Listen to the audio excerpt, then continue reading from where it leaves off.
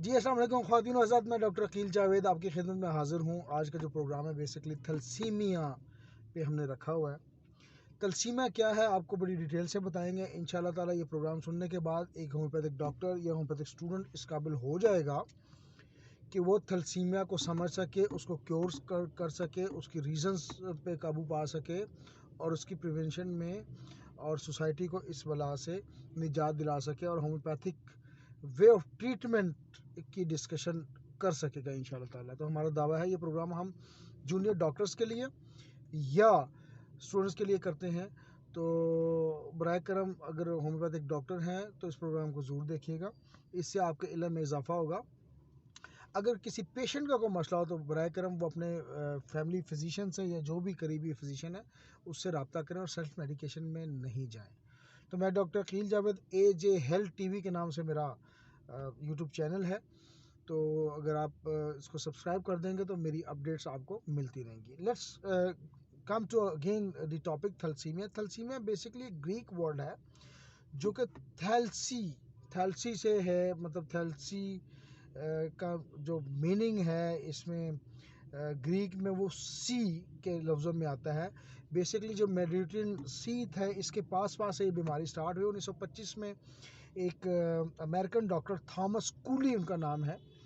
उन्होंने ये तरीका तो नहीं, ये बीमारी इस पे कुछ तजर्बात किए और वो जब कंक्लूजन पे पहुंचा तो उसको थैलेसीमिया का, उन सिम्टम्स को, उस अलामात को थैलेसीमिया का नाम दिया। इसमें दो किस्म की टाइप्स होती हैं जी, एक मेजर कहलाती है, एक माइनर कहलाती है। तो जो मेजर टाइप है ये 7 to 8% मतलब प्रिवेल करती हैं दुनिया में, यानी कि इसके जो थैलेसीमिया मेजर है या अल्फ़ा इसको आप कह लें और बीटा कह लें। तो थैलेसीमिया मेजर या अल्फ़ा जो है ये टाइप ज़रा थोड़ी ख़तरनाक होती है। 7 to 8% लोग इसका दुनिया में शिकार हैं। अगर थैलेसीमिया मेजर या अल्फ़ा के पेशेंट दोनों की अगर शादी हो जाए और मतलब ज़ाहिर शादी के नतीजे में इंटरकोर्स हो और बच्चा पैदा हो तो 25% चांसेस होते हैं कि वो थैलेसीमिया मेजर का शिकार हो, जो पैदा होने वाला बच्चा या औलाद है।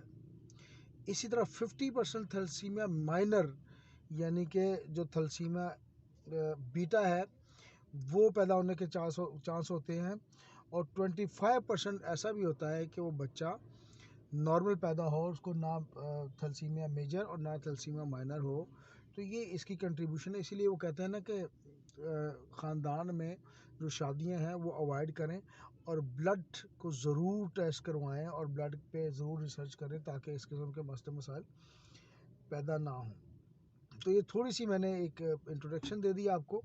तो आते हैं जी इसकी एक कॉजेज़ में, मतलब क्या क्या कॉजेज़ हो सकती है। देखिए जी, ये बेसिकली है तो एक प्रोटीन, हेमोग्लोबिन एक प्रोटीन है, उसकी प्रोडक्शन कम हो जाती है या वो बनना कम हो जाता है या ख़त्म हो जाता है। उसकी वजह से होता क्या है कि जो होमोग्लोबिन है ये खून में ऑक्सीजन को कैरी करता है मुख्तलिफ़ खुलियों की तरफ। आपको पता है कि जिस्म का बुनियादी जो यूनिट है वो सेल कहलाता है या खुलिया कहलाता है। खुलिए से टिश्यूज़ बनते हैं, टिश्यू से आगे ऑर्गन बनते हैं। तो इंसानी जिस्म में खरबों किस्म के, अरबों किस्म के सेल्स मौजूद होते हैं जिनको तवानाई सप्लाई करना या ऑक्सीजन सप्लाई करना ये हीमोग्लोबिन का काम होता है। तो आपका अगर HB लेवल कम हो जाएगा या ख़त्म हो जाएगा तो ज़ाहिर है इंसानी ज़िंदगी पॉसिबल नहीं है कि वो मतलब कायम रह सके। बाज़ का DNA के डिसऑर्डर होते हैं तो उसकी वजह से भी ये प्रॉब्लम चल रही होती है कि जो आपके जो गोदा है उसमें DNA की प्रॉब्लम की वजह से थैलेसीमिया का मसला हो जाता है। एक और वजह इनहेरिटेंस में है। इनहेरिटेंस चूँकि मतलब विरासती सिलसिला है, अगर ख़ानदान में ये मौजूद है, मैं पहले बता चुका हूँ उसके चांसेस कि अगर थैलेसीमिया मेजर है तो 25% चांसेस होते हैं कि औलाद थैलेसीमिया मेजर का शिकार हो और अगर वो बाज़ औक़ात 50% चांसेस होते हैं कि थैलेसीमिया माइनर का शिकार हों और बाज़ औक़ात 25% चांसेस ऐसे हैं कि बिल्कुल भी वो पेशेंट नॉर्मल रहे। तो इनहेरिटेंस का बहुत बड़ा किरदार है। तो ये जो होमोग्लोबिन के मालिक्यूल्स होते हैं बेसिकली ये चेन की शक्ल में होते हैं और चेन कहलाते हैं, जिसको हम अल्फ़ा और बीटा का नाम देते हैं। ये अल्फ़ा जैसे ऑलरेडी बता चुका हूँ कि थैलेसीमिया मेजर, और बीटा बता चुका हूँ कि सॉरी थैलेसीमिया बीटा का मसला होता है। तो ये इनकी बिगाड़ की वजह से थैलेसीमिया का बच्चा शिकार हो सकता है या इंसान शिकार हो सकता है।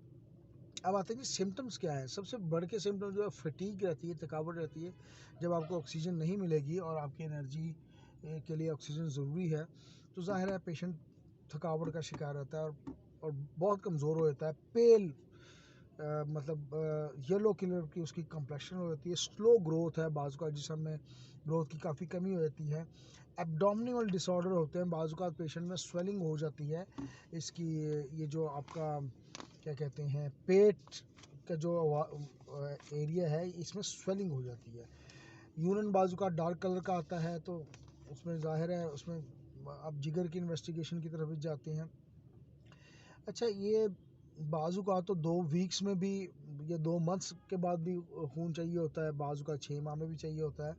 लीवर बढ़ जाता है, स्प्लीन, वो जो डार्कनेस है ना यूरिन की, वो लीवर बढ़ने की वजह से, या स्प्लीन जो तिल्ली है ये भी बाज़ू का बढ़ जाती है। फेस में डिसकलरेशन या डिफॉर्मेशन हो जाती है। जो फेस का स्ट्रक्चर है ये थोड़ा डिफॉर्म हो जाता है, क्योंकि जब ये विटामिन डी ज़्यादा आपको मिल रहा होता है, चूँकि ब्लड ट्रांसफ्यूशन जब होती है तो उसमें विटामिन डी ज़्यादा शामिल हो जाता है, उसकी फौलाद ज़्यादा होता है, बल्कि विटामिन डी नहीं, फौलाद ज़्यादा हो जाता है, आयरन ज़्यादा मिल रहा होता है, तो उसकी वजह से हड्डियों की डिफॉर्मेशन होती है, चेहरा बाज़ुकात टेढ़ा हो जाता है। पीवेशनेस यानी कि चिड़चिड़ापन, ज़ाहिर आपको ऑक्सीजन नहीं मिलेगी, खुराक नहीं मिलेगी तो चिड़चिड़ापन आ जाता है। बाज़ुकात आयरन चूँकि बहुत ज़्यादा मिल रहा है तो हार्ट फेलियर भी हो सकता है, और उसके अलावा आयरन के अलावा ऑक्सीजन की जब कमी हो तो हार्ट की तरफ मामला जा सकता है। अच्छा, एलोपैथी में तो ब्लड ट्रांसफ्यूजन यानी कि खून की मुंतकली एक वाहिद इलाज है। इसके अलावा एक नई थेरेपी है भी कि बोन मैरो को मतलब चेंज किया जा सकता है, तो ये एक ऑप्शन आई भी है और ये टेक्नोलॉजी भी दुनिया में मौजूद है। तो ये 2 तरीक़ाकार होते हैं। जैसे कॉम्प्लिकेशंस क्या हो सकती हैं। कॉम्प्लिकेशन जैसा मैंने बताया कि जब आप ब्लड ट्रांसफ्यूजन लेते हैं तो फौलाद बहुत ज़्यादा जमा होता है, उसकी वजह से मुख्तलिफ़ किस्म की कॉम्प्लिकेशंस हो सकती हैं, इन्फेक्शंस हो सकती हैं। चूँकि आप ज़ाहिर है मतलब उसमें जब आपका फौलाद ज़्यादा होता है तो फैटी लीवर हो या स्प्लीन या तिल्ली का मसला हो जाए।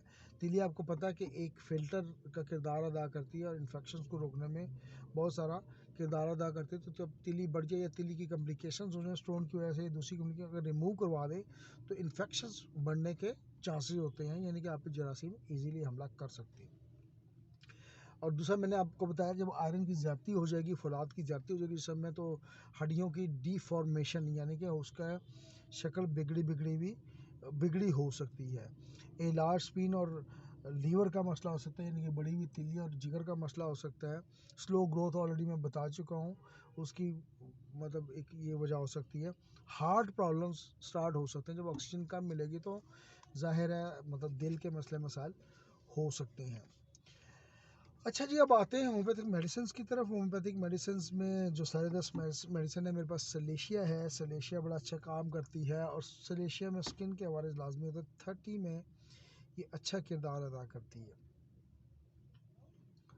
कार्सिनोसिन मैं नाम डिस्प्ले करता हूँ, 200 में अच्छा काम करती है। एक नोसोड्स है और ये इसी के डिस्चार्ज से मतलब बनती है। इसका ये है कि कार्सिनोसियम अगर मेडिसिन होगी तो इसमें गैस यानी कि पेट में या मैदे में गैस के मामलात काफ़ी हद तक आपको नज़र आएंगे। चाइनीमन आर्सेनिक मैं नाम डिस्प्ले कर देता हूँ। ये भी एक अच्छी मेडिसिन है। इसमें होता ये है कि कमज़ोरी बहुत ज़्यादा होती है। 30 में यूज़ करवाएंगे, TDS सुबह दोपहर शाम। इसमें पोस्ट्रेशन यानी कि कमज़ोरी बहुत ज़्यादा होती है और इंसान की वीकनेस का लेवल बहुत बढ़ जाता है। फेरम मेटालिकम, आपको पता है कि जब भी खून की कमी होगी तो फेरम मेटालिकम एक ऐसी मेडिसिन है कि जो कि खून की कमी को दूर करती है होम्योपैथी में। 30 में इस्तेमाल करवाइएगा।